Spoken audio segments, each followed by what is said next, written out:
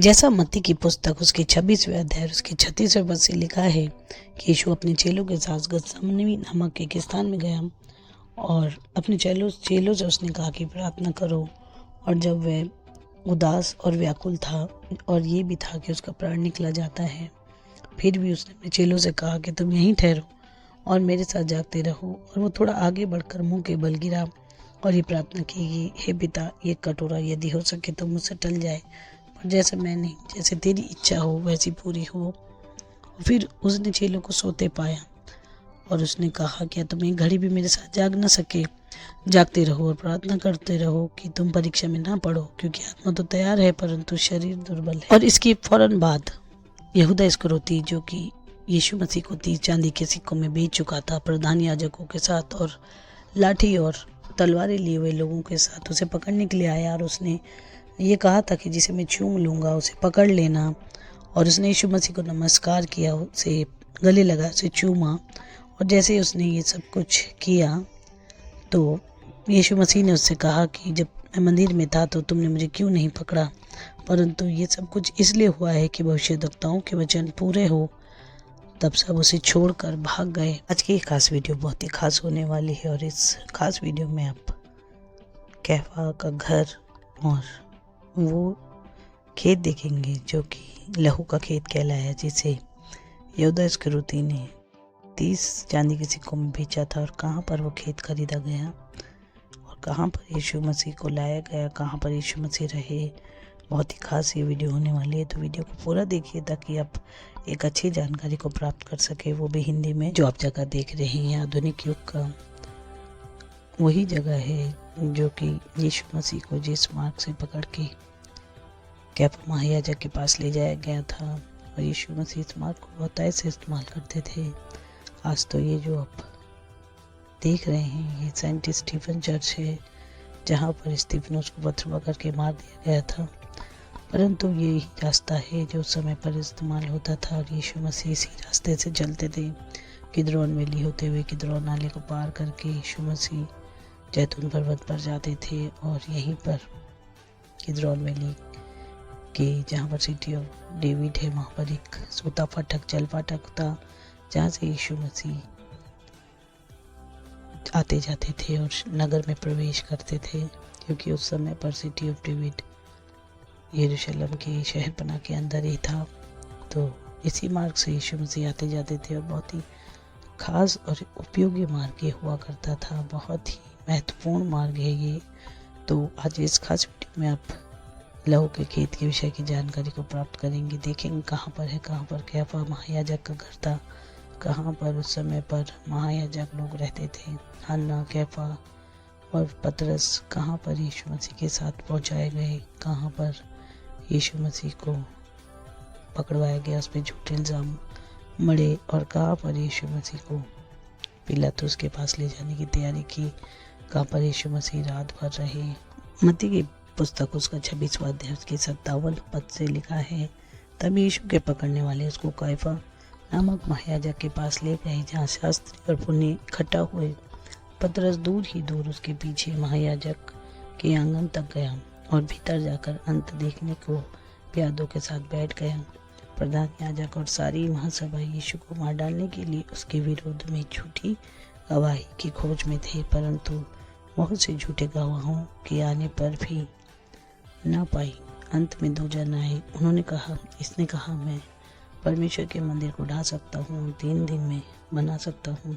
तब महायाजक ने खड़े होकर यीशु से कहा, क्या तो कोई उत्तर नहीं देता? ये लोग तेरे विरोध में क्या गवाही देते हैं? परंतु यीशु चुप रहा। तब महायाजक ने उससे कहा, तुझे जीवते परमेश्वर की शपथ देता हूँ कि यदि तू परमेश्वर का पुत्र है तो हमसे कह दे। यीशु ने उससे कहा, तुमने आप ही कह दिया, वरन मैं तुमसे यह भी कहता हूँ कि अब से तुम मनुष्य के पुत्र को सर्वशक्तिमान के दाहिने ओर बैठे और आकाश के बादलों पर आते देखोगे। इस पर महायाजक ने अपने वस्त्र फाड़े और कहा, इसने परमेश्वर की निंदा की है, अब हमें गवाह का क्या प्रयोजन? देखो, तुमने अभी यह निंदा सुनी है, तुम क्या सोचते हो? उन्होंने उत्तर दिया, यह वध होने की योग्य है। तब उन्होंने उसके मुंह पर थूका और उसे घूंसे मारे। दूसरों ने थप्पड़ मारकर कहा, हे मसीह, हमसे भविष्यवाणी करके कहे कि तुझे किसने मारा। यीशु मसीह के समय में ये जो आप जगह देख रहे हैं ये बहुत ही ज़्यादा प्रसिद्ध थी, क्योंकि यहाँ पर शास्त्री, पुरनिये, महायाजक, याजक लोग आते जाते रहते थे और यहाँ पर रहते थे। और उस समय का महायाजक कैफा था जिसने भविष्यवाणी करी थी कि एक मनुष्य इजरायली जाति के लिए मरेगा, और उसने यीशु मसीह के मरने की उस समय काल के महायाजक होने के तौर पर ही भविष्यवाणी की थी। और वो यीशु मसीह से चिढ़ता था और यीशु मसीह को मार डालने का प्रयत्न करता था, गवाहों को ढूंढता था, क्योंकि यीशु मसीह उस समय पर मंदिर में जो आराधना की जाती थी उस स्तर से खुश नहीं था। और यीशु मसीह जानते थे कि वहाँ पर क्या गड़बड़ी होती है, और यीशु मसीह स्पष्ट रूप से मुख पर कह देते थे। इसलिए ये जो खास जगह आप देख रहे हैं यहाँ पर याजक, महायाजक, पुरनिये, शास्त्री और बड़े बड़े लोग आते जाते रहते थे। और पिलातुस क्योंकि उस समय पर हाकिम था उस ज़िले का, और बहुत से लोग यहाँ पर आते जाते रहते थे। ये खास जगह थी, बहुत ही प्रसिद्ध ये जगह थी। यहाँ पर यीशु मसीह को पकड़ने का कई बार उन्होंने प्रयत्न किया। जब यीशु मसीह ने कहा कि तुमने मुझे जब मैं मंदिर में उपदेश करता था क्यों नहीं पकड़ा, तो ये रास्ता यहीं से यीशु मसीह को बहुत बार पकड़ने का षड्यंत्र किया गया, परंतु यीशु मसीह वहाँ से बचकर चले जाते थे और यीशु मसीह बच जाते थे। परंतु जिस रात वो पकड़वाया गया, क्योंकि उसी के चेले ने, यहूदा इस्करियोती ने यीशु मसीह को 30 चांदी के सिक्कों में बेच दिया था, और सारे चेले यीशु मसीह को छोड़कर भाग गए थे। और जब यीशु मसीह पर झूठे आरोप लगाए जा रहा था, तो कई लोग झूठे आरोप लगाकर यीशु मसीह को मार डालने का षड्यंत्र कर रहे थे, क्योंकि फसह का पर्व निकट था। और उस समय पर पिलातुस एक कैदी को छोड़ दिया करता था और यीशु मसीह के बदले बरअब्बा को छोड़ दिया गया। और महायाजक और याजक जो यीशु मसीह से चिढ़ते थे, वो यहूदी तो थे परंतु यीशु मसीह से चिढ़ते थे, क्योंकि यीशु मसीह उनका विरोध करते थे। और जहाँ पर उस समय का मंदिर था, जहाँ पे अलेक्सा मॉस्क है, उसके अंदर यीशु मसीह को मार डालने का षड्यंत्र किया जाता था उसी मंदिर पर, क्योंकि यीशु मसीह बार बार अपने पिता के भवन में आते जाते रहते थे। और यहीं कहीं पर खास हन्ना उस समय पर रहा करता था, और महायाजक, याजक इस खास जगह पे रहते थे। बहुत ही अमीर अमीर लोग, अधिपति लोग, शास्त्री, पुरनिये और याजक, महायाजक इस जगह पर रहते थे। और ये बहुत ही अच्छी जगह उस समय पर होती थी। और यीशु मसीह जब आते थे तो यीशु मसीह के पीछे कई भीड़ होती थी, और वो सुनते थे कि वो यीशु मसीह के जय जयकार के नारे लगाते हैं, तो वो बहुत चिढ़ते थे, क्योंकि वो अपनी प्रशंसा चाहते थे। परंतु यीशु मसीह इसी मार्ग से होकर आते जाते थे, और यीशु मसीह के पीछे लगभग 4-5 हज़ार लोगों की भीड़ हमेशा हुआ करती थी, क्योंकि यीशु मसीह अद्भुत आश्चर्य कर्म दिखाता था। कई बार उन्होंने पकड़ना चाहा, पथराव करना चाहा, परंतु यीशु मसीह बचकर और छिपकर निकल जाते थे, क्योंकि यीशु मसीह के पीछे बहुत सी भीड़ थी और बहुत से लोग उन्हें पसंद करते थे, सुनना चाहते थे। और यीशु मसीह के कई ऐसे चेले भी थे जो कि ऊंची पोस्ट पर थे, परंतु लोगों के डर से यीशु मसीह को नहीं मानते थे। परंतु रात्रि काल में यीशु मसीह के पास आके उसकी शिक्षा को सुनते थे, जिसमें निकोदेमुस भी एक था, यूसुफ जो अरिमतिया था वो भी एक था।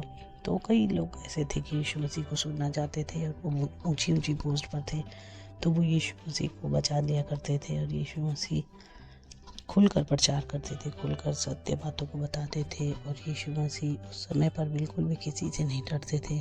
तो ये खास जगह जो आप देख रहे हैं ये है कैफा का घर, और बहुत ही खास ये वीडियो होने वाली है। गौर से देखिए ताकि आप समझ सके, क्योंकि यहाँ पर यीशु मसीह आते जाते थे, और यहाँ पर ही कैफा के सम्मुख यीशु मसीह को पहुँचाया गया।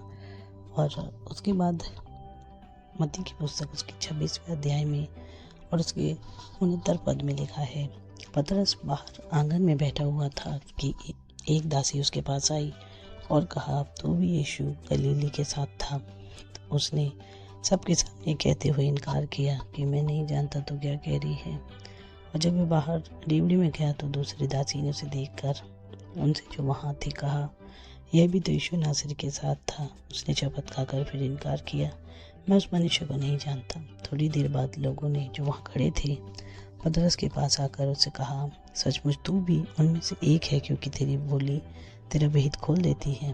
तब वह धिक्कारने लगा और शपथ खाने लगा, मैं उस मनुष्य को नहीं जानता। और तुरंत मुर्ग ने भाग दी। तब पतरस को जो यीशु से कही हुई बातें स्मरण आई। यीशु ने उससे कहा था कि मुर्ग के भाग देने से पहले तो 3 बार मेरा इनकार करेगा, और वह बाहर जाकर फूट फूट कर रोया। इसी जगह पर उस दिन रात को जब वो लोग यीशु मसीह को पकड़ कर लाए थे, तो यहीं पर वो मंडली को जमा रहे थे, और यीशु मसीह के समय पर कुछ इस प्रकार यहाँ पर भीड़ थी, और इन्हीं सीढ़ियों से यीशु मसीह को खींच के ऊपर ले जाया गया, पकड़ के उसको बांध के ऊपर ले जाया गया, क्योंकि ये पुख्ता हुई है ये बात कि यीशु मसीह इसी मार्ग से उस समय कैफा महायाजक के सम्मुख पहुंचाया गया, क्योंकि ये रॉयल प्लेस था, रॉयल जगह थी। यहाँ पर खुदाई की गई। यहाँ पर पता चला कि यहाँ पर बहुत ही बड़े अधिकारी शतपति रहते थे, और महायाजक याजक इस जगह पर रहते थे।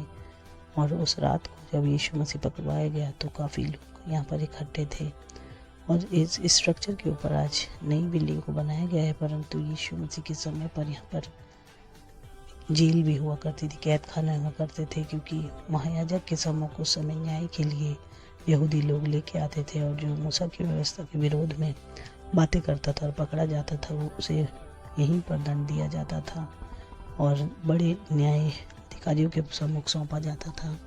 तो पतरस यहीं पर फूट फूट कर रोया। पतरस ने मन फिराव कर यीशु मसीह से प्रार्थना की, क्योंकि उसने यीशु मसीह का 3 बार इनकार किया था, और यीशु मसीह ने कहा था कि मुर्ग के 2 बार मांग देने से पहले तो 3 बार मेरा इनकार करेगा। और यहीं पर दासियाँ थी, यहाँ पर दास थे, बहुत से लोग थे जो कि सेवा टहल करते थे, और वो पतरस को पहचानते थे कि वो यीशु मसीह के साथ था। यीशु मसीह ने पतरस को यहाँ पर मुड़कर देखा, और पतरस ने यीशु मसीह का इनकार किया, और यीशु मसीह की आंखों में देखकर पतरस को बात स्मरण आई कि यीशु मसीह ने उससे कहा था, और उसने इसी जगह पर फूट फूट कर रोया और अपने पापों का पश्चाताप किया। और यीशु मसीह को इस रात इसी जेल खाने में डाल दिया गया, जो कि कैफा महायाजक के सम्मुख था, और यहाँ पर उसको थूका, यहाँ पर उसको घूंसे मारे, और ना सिर्फ उसने यहाँ पर सिर्फ रात बिताई, वरन दुख को सहा, क्योंकि उसको अपमानित होना था, उसको तैयारी करनी थी अपनी मृत्यु की। इसलिए लोगों ने यहाँ पर उसका ठट्ठा मजाक बहुत ही उस पर लाछन लगाए, आरोप लगाए, उसकी बुराई की, उसको निंदा की, उसको इसका जितना बुरा सलूक होना था उतना किया। तो पतरस ये देख रहा था, और उसने अपने मन में पछताकर यीशु मसीह से माफ़ी मांगी। यहूदा इस्करियोती ने, जो कि यीशु मसीह को बेच चुका था, और जब यीशु मसीह को मारे जाने के लिए सौंपा गया, तो उसने इन सब बातों को जो हुई थी देखकर, मत्ती 27 उसके 3 पद में लिखा है, जब उसके पकड़ाने वाले यहूदा ने देखा कि वे दोषी ठहराया गया है, तो वह पछताया, और वे 30 चांदी के सिक्के प्रधान याजकों और पुर्नियों के पास फिर लाया, और कहा, मैंने निर्दोष को घात करने के लिए पकड़वा कर पाप किया है। उन्होंने कहा, हमें क्या, तू ही जान। तब वह उन सिक्कों को मंदिर में फेंक कर चला गया, और जाकर अपने आप को फांसी दी। प्रधान याजक ने उन सिक्कों को लेकर कहा, इसे भंडार में रखना उचित नहीं, क्योंकि यह लहू का दाम है। अतः उन्होंने सम्मति करके उन सिक्कों से परदेशियों को गाड़े जाने के लिए कुम्हार का खेत मोल लिया। इस कारण वह खेत आज तक लहू का खेत कहलाता है। तब जो वचन यिर्मयाह भविष्यद्वक्ता के द्वारा कहा गया था वह पूरा हुआ। उन्होंने 30 सिक्के अर्थात उस ठहराए हुए मूल्य को, जिसे इजराइल की संतानों में से कितनों ने ठहराया था, ले लिया, और जैसे प्रभु ने मुझे आज्ञा दी थी वैसे ही उन्हें कुम्हार के खेत के मूल्य में दे दिया। जो मार्ग आपने देखा वो किद्रोन वैली से होता हुआ सीधे लहू के खेत के लिए, जो कि हिन्नोम वैली की तरफ खुलता है, वहाँ पर मिला है। और यहीं पर यहूदा इस्करियोती ने उस मंदिर में 30 चांदी के सिक्के फेंक कर अपने आप को फांसी दी, और वो पछताया तो था, परंतु पतरस का पछतावा जो था वो परमेश्वर को ग्रहण था। परंतु यहूदा इस्करियोती ने अपने आप को फांसी लगा दी, आत्महत्या कर ली, क्योंकि वो इतना शर्मिंदा था, क्योंकि उसने यीशु मसीह को, जो निर्दोष था, और यीशु मसीह ने उसके साथ कभी कोई बुराई नहीं की थी, उसने यीशु मसीह को बेचा और जाकर अपने आप को फांसी लगा दी। और यही वो जगह है जब लहू का खेत कहलाया, जिसे हकलदमा भी कहते हैं। और यीशु मसीह के समय पर इस खेत को खरीदा गया था परदेशियों को गाड़ने के लिए। तो इसी प्रकार यहाँ पर बहुत सी कब्रें भी प्राप्त हुई हैं, और यीशु मसीह के समय पर इसे लहू का खेत कहते थे, और आज भी ये उजाड़ पड़ी है ये जगह। लोग जाते हैं, इसे विजिट करते हैं, परंतु क्योंकि यीशु मसीह के लहू के दाम के लिए खरीदी गई जगह है, इसलिए आज भी लोग इसको देखते हैं और ताजुब करते हैं। उम्मीद करते हैं वीडियो आपको पसंद आई होगी। यदि आपने इस वीडियो से आशीष पाई होगी तो चैनल को सब्सक्राइब कीजिए, वीडियो को लाइक कीजिए और ऐसा कोई काम मत कीजिए जो यीशु मसीह को नापसंद हो, क्योंकि यीशु मसीह हमें माफ़ करने वाला परमेश्वर है। अपने पापों से पश्चाताप करके उसके सम्मुख माफ़ी मांगिए, क्योंकि हमारा यीशु मसीह अपनाता है।